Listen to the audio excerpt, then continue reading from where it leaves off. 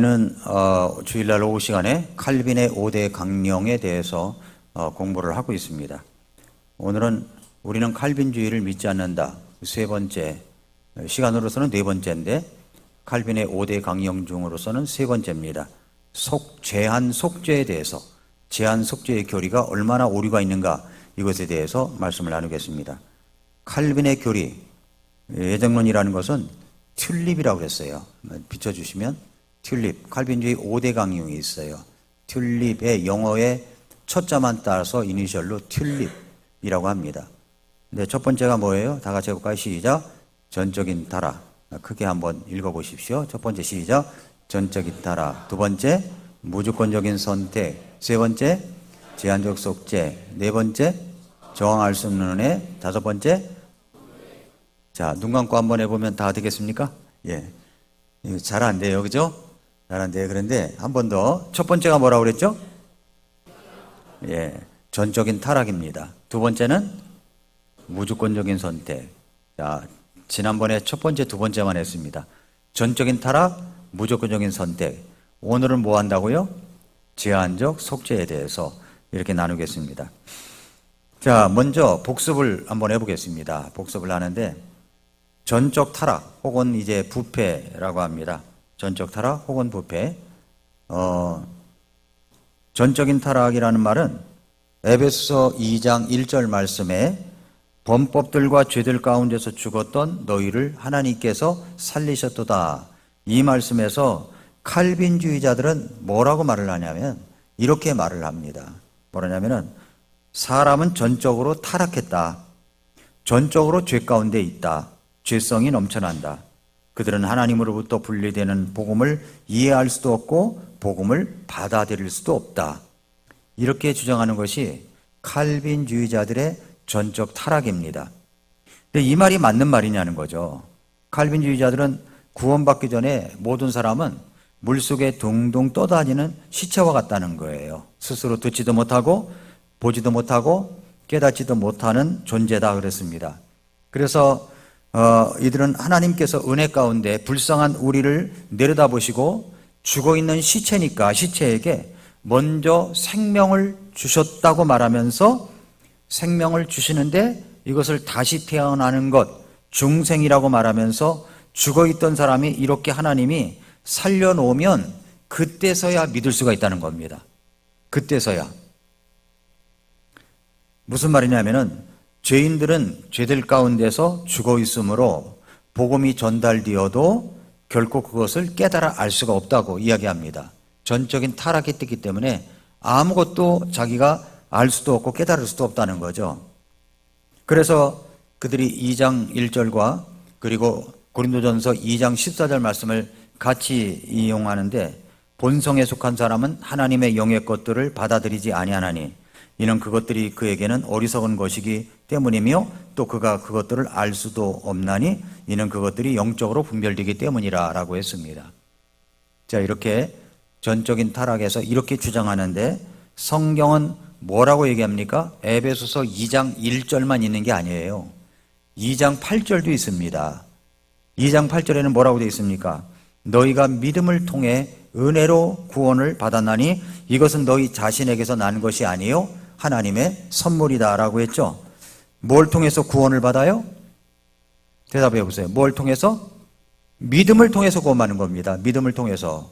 믿음을 통해서 구원받는데 사람을 먼저 살려놔야 그때서야 그 사람이 믿을 수 있다.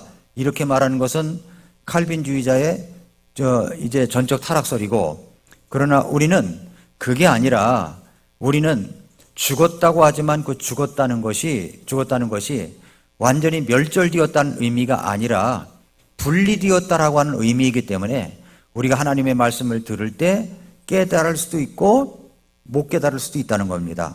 그래서 에베소 2장 8절에 너희가 믿음을 통해 은혜로 구원을 받은 겁니다. 믿음을 통해 받은 거예요. 이것은 너희 자신에게서 난 것이 아니요 하나님의 선물이라 라고 했습니다. 이것이 이제 전적인 타락입니다. 그렇기 때문에 우리는 칼빈의 5대 강령 중 첫 번째 전적인 타락은 믿지 않습니다. 이해가 되셨습니까? 자, 이게 복습을 하는 거예요. 두 번째, 무조건적인 선택입니다. 두 번째 무조건적인 선택은 튤립의 이제 두 번째 강령인데, 에베소서 1장 3절부터 5절 말씀해 보니까 하나님 곧 우리 주 예수 그리스도의 아버지를 찬송할지어다. 그분께서 그리스도 안에서 하늘의 초소들에 있는 모든 영적인 복으로 우리에게 복을 주셨는데, 이것은 우리가 사랑 안에서 자신 앞에 거룩하고 흠이 없게 하시려고 세상의 창건 이전에 그리스도 안에서 친히 우리를 택하시며 자신의 선하시고 기뻐하시는 뜻에 따라 우리를 예정하사 예수 그리스도를 통해 자신의 아이들로 입양했다라고 말씀을 했습니다. 자, 여기서 우리를 택했다, 우리를 예정했다라는 말이 나옵니다. 택했다. 근데 칼빈주의자들의 관점은 뭐냐면 하나님 편에서 선택은 무조건적이다라는 겁니다. 무조건 다 선택받았다는 겁니다. 즉 하나님께서 선택하시는데 아무 조건이 없다는 거죠. 또한 받아들이는 사람 편에서는 전혀 아무 조건도 없다는 거예요. 그냥 무조건적이다라고 이야기를 합니다. 그래서 하나님은 영원 전부터 구원받을 자들을 결정하시고 이들이 구원을 받아들일 의사가 없음에도 불구하고, 또한 은혜를 거부함에도 불구하고, 또 이들을 받아들일 의사가 없고 거부하고 그럼에도 불구하고 하나님께서 선택하셨다는 겁니다. 선택하셨다는 거예요. 그러고 나서 이들의 믿음과는 상관없이, 이들이 믿으려 하든지 안 하든지 상관없이, 또 믿을 수 있는 능력이 없든지 상관없이, 복음을 메시지를 드리려 하든지 안 듣든지 상관없이 무조건 다시 태어나게 하신다는 겁니다. 무조건 다시 태어나야 그 다음에 믿는다고 이 사람들은 이야기하니까 다시 태어나게 하셔서 믿게 하신다는 거예요. 그것이 뭐냐면 무조건적인 선택입니다. 죄인인 사람은 하나님이 살려주시면 자동으로 믿게 되어 있다고 얘기합니다. 자동으로 믿게 되어 있다. 그러나 성경적 관점은 그렇게 말씀하고 있지 않습니다. 하나님 편에서의 선택은 무조건적이에요. 다 구원받기를 원하시니까. 즉 하나님께 선택하시는데 아무 조건이 없습니다. 선택은 은혜로운 것입니다. 그러나 받아들이는 사람 편에서는 한 가지 조건이 있는데, 그것이 뭐냐면 믿음이 있어야 된다는 거죠. 로마서 8장 28절 29절에 보니까 우리가 아는 바와 같이 하나님을 사랑하는 자들 곧 그분의 목적에 따라 부르심을 받은 자들에게는 모든 것이 합력하여 선을 이루느니라. 하나님께서 미리 아신 자들을 또한 예정하사, 이 말씀을 전에 설명을 드렸죠. 미리 아신 자들을 또한 예정하사 자신의 아들의 형상과 같은 모습이 되게 하셨나니 이것은 그분이 많은 형제들 가운데서 처음 난 자가 되게 하려 하심이니라 라고 했습니다. 하나님은 사람들을 미리 아십니다. 맞습니까? 미리 아셔요. 그 사람이 어떻게 될 것을 아셔요. 그런데도 불구하고 하나님은 안 믿는 사람을 억지로 믿게 하고 믿는 사람들을 안 믿게 하는 게 아니라 미리 아시지만 믿을 걸 아신다고요. 믿을 걸 아십니다. 믿을 걸 아시기 때문에 예정하신다는 그 말씀입니다. 하나님께서 사람들을 미리 하심, 예지에 따라서 복음이 전달될 때 그것을 받아들이고 믿을 것을 미리 아심에 따라 하나님께서 그들을 선택하신다고 성경은 말씀합니다. 그러므로 하나님 편에서의 선택은 무조건적입니다. 그러나 사람 편에서는 하나님이 주시는 은혜를 그가 믿음으로 받아들여야 하나님이 그것을 보시고 그를 선택하시는 겁니다. 그러므로 어떤 사람이 믿든지 안 믿든지 무조건 하나님의 선택을 받으면 구원을 받는다, 이렇게 말하는 것은 우리는 믿지 않는다는 겁니다. 무조건적인 선택은 아니라는 거예요. 선택을 하셨어도 내가 믿음을 갖고 받아들여야 받는 것이지, 내 믿음과는 상관없이 하나님이 선택하면 무조건 자동적으로 믿는다, 이건 아니라는 겁니다. 그래서 칼빈의 두 번째 강령, 무조건적인 선택은 우리는 믿지 않습니다. 그 다음에 제한된 속죄를 설명하겠습니다. 칼빈의 5대 강령 중 제한적 속죄의 교리, 오류에 대해서 여러분에게 말씀드립니다. 제한 속죄 교리라는 게 뭐냐면 이렇습니다. 칼빈주의의 제한 속죄 교리는 예수님께서 온 세상 모든 사람들의 죄들에 대한 형벌을 담당하지 않으셨고, 잘 들어보세요. 온 세상 모든 사람들의 형벌을 담당하지 않으셨고, 오직 하나님께서 구원하시기로 예정된 자들만, 선택받은 자들만을 위해서 죽으셨다는 겁니다. 그게 제한적 속죄 교리예요. 제한 속죄 교리. 그런데 그러나 성경적 속죄 교리는 이렇게 정의합니다. 성경적 속죄 교리는 뭐냐면 하나님께서 세상을 이처럼 사랑하사 예수님을 이 땅에 보내주셨는데 예수님이 온 세상을 위해서 죽으셨다고 얘기를 합니다. 온 세상을 위해서 죽으셨어요. 성경 말씀을 있는 그대로 믿으면 누구나 그냥 이런 믿음을 가질 수밖에 없습니다. 그러나 극단적 칼빈주의자들은 같은 말을 자기들 나름대로 해석을 해버리는 겁니다. 그리고 적용해요. 자, 세상, 모든 사람이라는 말이 나오면, 세상이나 모든 사람이라는 말이 나오면 세상이나 모든 사람을 말하는 것이 아니라고 주장합니다.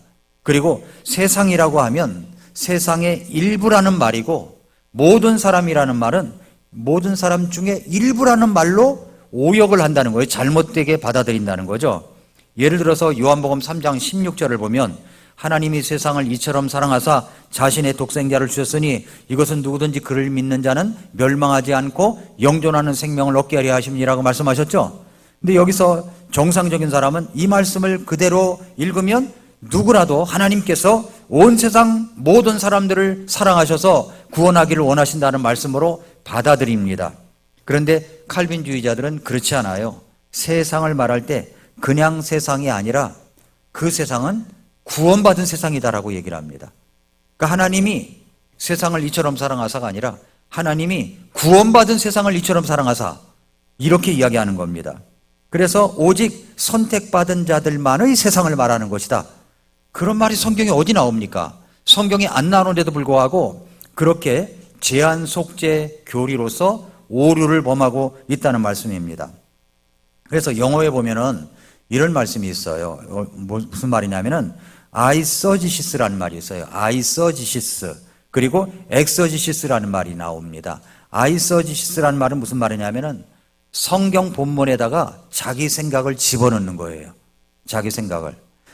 그 다음에 엑서지시스라는 말은 성경 말씀 그대로 본문이 이야기하는 것을 관찰하고 해석을 통해서 성경 본문이 말하는 것을 그대로 내가 받아들이고 믿는 것을 말하는 겁니다. 그런데 대부분이 그래서 성경이 가지고 있는 본문의 의미를 알아내기 위해서는 관찰을 해야 되고 해석을 해야 되는 겁니다. 그런데 여기에 아이서지시스라는 말은 성경을 읽으면서 이 독자, 내가 갖고 있는 신학을 성경 속에다가 집어넣어 버리는 거죠. 그러니까 칼빈주의자들은 어떤 사람들이냐면은 성경을 엑서지시스, 그러니까 성경 말씀을 있는 그대로 받아들이는 게 아니라 자기 생각을 집어넣는 아이서지시스를 갖다가 한다는 이야기죠. 요한복음 3장 16절 한번 열어보세요. 16절부터 18절까지 읽어보면 그냥 우리가 자연스럽게 해석하면 세상이라는 말은 그냥 그대로 받아들입니다. 세상이다라고. 그런데 보세요. 하나님께 세상을 이처럼 사랑하사 자신의 독생자를 주셨으니 이것은 누구든지, 여기 누구든지라고 그랬죠? 누구든지 그를 믿는 자는 멸망하지 아니하고 영존하는 생명을 얻게 하려 하심이라. 하나님께서 자신의 아들을 세상에 보내신 것은, 여기도 세상에 나와요. 세상에 보내신 것은 세상을 정죄하려 하심이 아니요 그를 통해 세상을 구원하려 하심이라. 그를 믿는 자는 정죄를 받지 아니하나 믿지 아니하는 자는 하나님의 독생자의 이름을 믿지 아니하였으므로 이미 정죄를 받았느니라. 자, 거기 접어두시고요. 로마서 5장 6절 8절을 열어보세요. 로마서 5장 6절 8절. 로마서 5장 6절부터 8절에 보니까 우리가 아직 힘이 없었을 때 그리스도께서 정해진 시기에 하나님의 뜻대로 살지 않는 자들을 위해 죽으셨느니라. 의로운 사람을 위해 죽으려는 자가 거의 없고 또한 선한 사람을 위해 감히 죽으려 하는 자가 혹시 있을 수 있지만 우리가 아직 죄인 되었을 때 그리스도께서 우리를 위해 죽으심으로써 하나님께서 우리를 향한 자신의 사랑을 당당히 제시하시느니라 말씀을 했죠. 자, 이 말씀을 기억하시면서 오늘 읽었던 고린도 후서 5장 14절 15절을 보면 이는 그리스도의 사랑이 우리에게 그 일을 강제하기 때문이라. 우리가 이같이 판단하노니 곧 한 사람이 모든 사람을 대신하여 죽었으면 모든 사람이 죽었느니라. 이게 모든 사람 나오죠? 그분께서 모든 사람을 대신하여 죽으신 것은 살아있는 자들이 이제부터는 자기 자신을 위해 살지 아니하고 자신들을 대신하여 죽었다가 다시 일어나신 분을 위해 살게 하려 하심이라 말씀했습니다. 자, 이 성경 말씀들을 보면 예수님께서 모든 사람을 위해서 죽으셨다라는 것은 여러분 이해가 되시죠? 모든 사람을 위해 죽으셨습니다.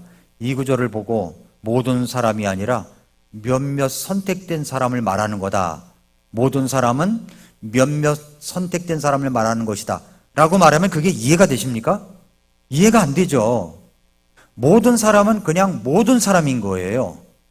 세상은 그냥 세상인 겁니다. 세상. 여러분, 모든 사람은 그냥 모두예요, 모두. 일부 선택받은 사람이 아닙니다. 온 세상은 그냥 온 세상입니다.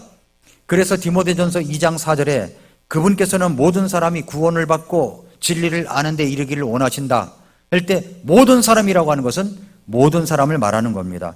분명히 성경은 온 세상 모든 사람이 구원을 받고 진리를 아는 데 이르기를 원하신다고 했는데 성경 해석을 문자 그대로 문법적으로 그냥 읽고 해석하면 되는데 여기에다가 자기 생각을 집어넣어 가지고 해석하려고 하니까 문제가 된다는 이야기입니다. 모든 사람은 그냥 모든 사람이에요. 몇몇 사람, 선택받은 사람이 아니란 말입니다. 디모데전서 2장 6절에 그분께서 모든 사람을 위한 대성물로 자신을 주셨는데 이것은 정해진 때에 확정될 것이며 그랬습니다. 하나님은 모든 사람이 구원받기를 원하십니다. 그것이 하나님의 뜻입니다. 하나님의 뜻이에요. 그래서 베드로는 베드로후서 성도들에게 보내는 편지 베드로후서 3장 3절부터 4절에서 이렇게 이야기를 했습니다. 먼저 이것을 알라. 곧 마지막 날들에 비웃는 자들이 와서 자기들의 정욕을 따라 걸으며 이르되 그분께서 오신다는 약속이 어디 있느냐. 조상들이 잠든 이래로 모든 것이 창조의 시작 이후로 있었던 것 같이 그대로 계속되느니라 하리라. 자, 여기에 나오는 사람들은 어떤 사람들이에요? 불신자들이고 멸망받을 자들이죠. 그렇죠? 그런데 9절을 보니까 주께서는 뭐라고 그랬어요? 저기 3장 3절부터 4절에 불신자들이고 멸망받을 자들인데 베드로후서 3장 9절에 보니까 뭐라고 말씀했냐면 주께서는 자신의 약속에 대해 어떤 사람들이 더디다고 생각하는 것 같이 더디지 아니하시며 오히려 우리를 향해 오래 참으사 아무도 멸망하지 아니하고 모두 회개하기에 이르기를 원하신다 그랬습니다. 모두 회개에 이르기를 원하신대요. 모두 일부가 아닙니다. 선택받은 사람들이 아닙니다. 하나님은 모든 사람들이 어떤 사람들이 더디다고 생각하는 것이 같이 더딘 것이 아니라고 했습니다. 우리를 향해 오래 참으시는 거예요. 오래 참으셔서 아무도 멸망하지 않고 모두 회개에 이르기를 원하신다고 했습니다. 하나님은 어느 정도의 사람들이 구원받기를 원하십니까? 모든 사람들. 그렇죠? 모든 사람들. 몇몇 사람들입니까? 아니에요. 선택받은 사람들입니까? 아닙니다. 아무도 멸망하지 아니하고 모두 회개에 이르기를 원하시는 것이 하나님의 뜻입니다. 그래서 뭐라고 얘기하냐면은 그들이 구원받지 못했다면 선택받지 못해서 그렇다 이런 식으로 얼버무리는 거예요. 칼빈의 예정론을 믿고 있는 사람들은 그렇게 이야기를 합니다. 예, 그들 스스로 선택을 주지 않아서가 아니라 스스로 거절했기 때문이죠. 거부했기 때문에. 요한일서 2장 1, 2절을 보시면 내 어린 자녀들아 내가 이것들을 너희에게 쓰는 것은 너희가 죄를 짓지 않게 하려 함이라. 만일 누가 죄를 지어도 아버지와 함께 계신 변호자가 우리에게 계시니 곧 의로우신 분 예수 그리스도시라. 그분은 우리 죄들로 인한 화해 헌물이시며 우리 죄들뿐만 아니요 또한 온 세상 죄들로 인한 화해 헌물이시니라. 이 말씀에서 예수님은 누구를 위해서 죽으시고 속죄를 주셨습니까? 바로 우리 모든 사람을 위해서, 우리를 위해서 그런 것입니다. 그런데 칼빈주의자들은 온 세상을 뭐라고 얘기냐면 크리스천 세상이다 이렇게 이야기를 해요. 크리스천 세상이다. 그럴 수 없는 것이 왜 그러냐면 요한일서 2장 1, 2절만 읽는 것이 아니라 쭉 계속 읽어 내려가다 보면은 2장 15절이 나옵니다. 2장 15절에 말씀해 보면은 세상이나 세상에 있는 것들을 사랑하지 말라. 어떤 사람이 세상을 사랑하면 아버지의 사랑이 그 사람 속에 있지 않다라고 그랬거든요. 그러니까 여기에서 세상은 그냥 세상입니다. 그렇죠? 크리스천 세상이 아니라 그냥 세상입니다. 결코 크리스천 세상이 아닙니다. 요한일서 2장 16절에 이는 세상에 있는 모든 것, 즉 육신의 정욕과 안목의 정욕과 인생의 자랑이 아버지에게서 나지 아니하고 세상에서 나기 때문이라. 여기서 세상은 결코 구원받은 자들, 선택받은 자들이 될 수가 없습니다. 다시 말해서 요한일서 2장에서의 세상은 명백하게 그냥 세상입니다. 세상이 무슨 뜻이에요? 하나님과 정반대되는 세상 시스템을 말하는 거죠. 그러니까 여기에 이 세상은 그냥 세상을 말하는 겁니다. 하나님께 선택받은 자들은 하나님을 대적하는 자들이 아닙니다. 성경 전체는 하나님께서 세상을 사랑하신다고 했습니다. 그런데 칼빈주의자들은 그리스도께서 오직 선택받은 자들만을 위해서 죽으시고 그들만을 위해서 예수님께서 피 흘리시고 죽으신 것이다, 이렇게 속죄사역을 하신 것이다, 이렇게 말하고 있다는 겁니다. 이것은 잘못된 교리예요. 이것을 가리켜서 뭐라고 하냐면은 제한속죄교리라고 합니다. 제한속죄. 자, 맨 처음에 우리가 첫 번째는 뭐라고 그랬어요? 칼빈의 5대 강령 첫 번째 뭐라고 그랬죠? 전적인 타락. 이제 다 같이 전적인 타락. 예, 전적인 타락하고 그 다음에 뭐예요? 무조건적인 선택하면 전적인 타락을 잊어버리고, 무조건적인 선택에서 제한적 속죄하면 무조건적인 선택을 잊어버리고, 그러는데 다시 한번 합니다. 첫 번째 뭐라고 그랬어요? 두 번째는? 세 번째는? 지금 공부하고 있는 거죠? 제한 속죄 교리입니다. 우리는 이 세 가지를 다 믿지 않아요. 앞으로 두 개도 마저 하겠지만은 이게 내용이 한 시간에 한 가지씩만 해야 이렇게 또 기억에 남지, 5개를 다 해버리면 그러지 않아도 앞에 거 하면 뒤에 거 하면 앞에 거 잊어버리는데 하나씩만 해야 되겠다라고 생각이 들었습니다. 그러므로 우리는 제한 속죄 교리를 믿지 않습니다. 왜 그렇습니까? 하나님은 모든 사람을 위해서 죽으셨어요. 일부만을 위해서 죽으신 게 아니에요. 하나님이 선택받은 자들만을 위해서 죽으신 것이 결코 아니라는 말씀입니다. 하나님은 의로우신 하나님이에요. 하나님의 속성 두 가지가 있는데 그것이 뭐냐면 하나님은 의로우신 하나님이에요. 또 하나님은 사랑의 하나님입니다. 의로우신 하나님은 범죄한 자들은 반드시 심판을 하셔야 합니다. 그러나 하나님은 사랑이 많으신 분이시라 이분들이 죄를 져가지고 전부 다 구원받는 것을 구원받지 못하고 죽는 것을 원치 않으셔요. 그래서 하나님의 사랑은 자신의 아들 독생자를 이 땅에 주시기까지 모든 사람을 사랑하신 겁니다. 하나님의 의는 모든 사람이 죽어야 합니다. 하나님의 사랑은 모든 사람이 구원을 받아야 돼요. 그래서 예수님을 보내주셨기 때문에 누구든지 예수님을 믿는 자는 구원받는 것이지, 하나님이 살려놔야 그저서야 믿는다, 이 말은 완전히 틀린 말이라는 겁니다. 내가 말씀을 듣고 이해할 수 있고 깨달을 수 있어요. 아담이 범죄하고 나서 하나님이 에덴 동산에 거니실 때 그걸 소리를 듣고서 숨었다고 그랬죠. 아담아 네가 어디 있느냐 라고 할 때 그거를 알아들었어요.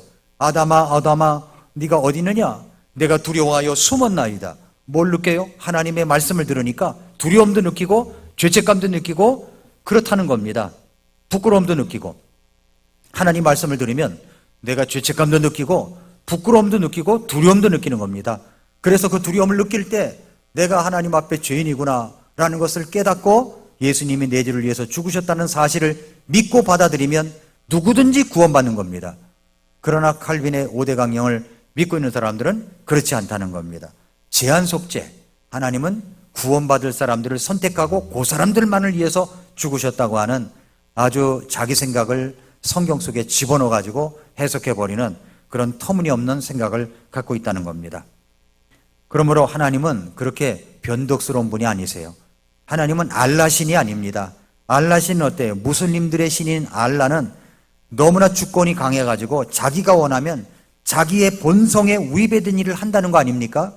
그래서 알라는 자신이 원하면 몇몇 사람들을 사랑하고 또 다른 사람들을 미워한다는 겁니다. 그래서 알라 신의 이름으로 자살, 폭탄, 테러도 일어나고 그러지 않습니까? 그게 무슨 하나님이세요? 잘못된 거죠? 그러나 성경의 하나님은 자신의 속성에 의배되는 일을 하실 수가 없습니다. 하나님은 죄인을 결코 용서하지 않으십니다. 죄인은 반드시 벌을 하셔야 됩니다. 죄인은 반드시 대가를 치러야 됩니다. 그러나 하나님의 사랑은 그런 사람들을 구원해내기를 원하셔요.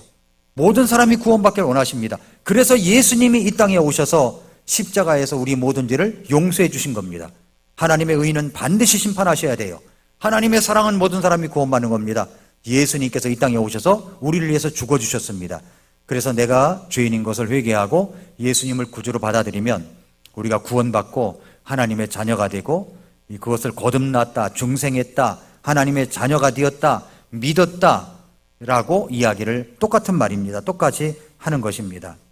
어떤 농부가 크고 아주 깊은 연못을 갖고 있었대요. 근데 거기에 농부는 뭐라고 썼냐면 수영 절대 금지 이렇게 이제 써놓은 겁니다. 근데 아이들이 수영 절대 금지라고 했지만 물을 보니까 뛰어들어가서 놀고 싶잖아요. 그래서 아이들 3명이 그 연못에 들어가서 놀다가 허우적됐어요. 익사 직전이야. 근데 지나가던 농부가 그걸 본 겁니다. 그걸 보면서 하는 말이 2가지일 수가 있죠. 하나는 거봐, 내가 수영 금지라고 해놨잖아. 너희들 들어갔으니까 너희들은 그 고통의 대가를 받아야 돼. 이럴 수도 있고, 또 하나는 이제 그 아이들에게 구명줄을 던져줘 가지고서 또 직접 뛰어들어가서 건져낼 수가 있을 겁니다. 그러면 보통 사람 같으면 어떻게 하겠습니까? 건지는 것이 우선 아닙니까? 건지는 것이 우선이죠. 근데 이제 셋이 허우적대고 있었습니다. 하나님은 공의의 하나님이시죠. 근데 선악과를 따먹지 말라. 그런데 법을 어겼으니까 죽어야 했습니다. 그러나 하나님은 아담과 이브를 위해서 가죽옷을 지어 입으셨죠. 그걸 구원해 주신 겁니다. 공의의 하나님이시면서 사랑의 하나님이십니다. 그런데 칼빈주의자들이 말하는 하나님은 뭐냐면 성경이 말하는 하나님과 차이가 있다는 겁니다. 3명의 아이가 법을 어기고 수용을 하다가 허우적대고 있는데 칼빈주의자들이 믿고 있는 하나님은 이 3 아이들 가운데에서 하나에게만 구명줄을 던진다는 거예요. 하나에게만. 그리고 줄을 당겨서 그 아이를 구출해냅니다. 나머지 2명은 구명줄을 주지 않습니다. 2 아이가 빠져 죽는 것을 바라만 보고 있다는 거예요. 이것이 바로 극단적 칼빈주의자들이 주장하는 겁니다. 성경은 그런 하나님이 아니십니다. 3명 모두에게 구명줄을 던지시는 분이세요. 하나님은 3명 모두에게. 그러면 3명이 받아들일 거 아닙니까? 그런데 나는 살아나야 돼 해서 딱 바꾸서 이제 끌어가지고 구조를 받는데, 근데 그 중에서 어떤 아이가 나는 싫어, 안 잡을 거야, 자기가 거부하면 그 대가를 치르는 것이고, 그걸 잡고 나오면 그가 이제 구출을 받게 되는 겁니다. 하나님은 3명이 빠져 있으면 3명 모두에게 구명줄을 던지는 하나님입니다. 그러나 칼빈주의자들은 3명이 있지만 그 중에 1명, 2명에게만 구명줄을 던진다, 이렇게 이야기하는 것이란 말입니다. 이것은 잘못된 거죠. 선택은 본인이 하는 거지만 여기서 선택해서 구명줄을 주고 안 주고를 결정하는 것이 아니라는 거죠. 하나님께서는 예수 그리스도를 보내셔서 죽으신 것은 모든 사람을 위해서 죽으신 것입니다. 어떤 제한적인 사람만, 선택받은 사람만을 위해서 죽으신 것이 아니라는 거죠. 모든 사람을 위해서 예수님이 십자가에서 못 박혀 죽으셨습니다. 하나님은 모든 사람들이 구원받기를 원하십니다. 그것이 하나님의 사랑입니다. 그러므로 제한 속죄 교리는 잘못된 교리입니다. 다시 한번 또 질문하겠습니다. 칼빈의 5대 강령 중에 첫 번째는 뭐라고 그랬죠? 네, 전적인 타락. 전만 생각하세요. 전적인 타락. 두 번째는 무조건적인 세계대, 전무. 그 다음에는요, 제한적 속죄, 전무죄. 전적인 타락, 그 다음에 무조건적인 선택, 제한적인 속죄. 그리고 4번째는 저항할 수 없는 은혜. 그리고 마지막은 성도의 견인. 이렇게 됩니다. 다음 시간에 4번째, 5번째를 차례대로 1시간에 하나씩만 여러분에게 말씀드리도록 하겠습니다. 복습하고 또 복습합니다. 그러면 우리가 이제 칼빈의 5대 교리가 그 말이 그 말인 것 같고 다른 말인 것 같고 막 이렇게 헷갈리기 쉬운데, 우리가 칼빈의 5대 강령을 정확하게 알고 있으면 이 5대 강령, 칼빈의 예정론이라는 것이 이렇게 잘못된 것이구나라는 것을 분명하게 우리가 알 수 있습니다. 여러분, 우리는 2가지 면에서 성장해야 된다고 그랬죠? 은혜 면에서 성장하고 지식 면에서 성장해야 된다고 그랬습니다. 은혜 면에서 성장하고 지식 면에서 성장하려면 우리가 잘못된 것들도 알고 그리고 올바른 것도 알고 있어야 됩니다. 우리 성도님들이 은혜면에서 성장하고 지식면에서 성장하는 여러분들이 되시기를 축복합니다. 기도하겠습니다.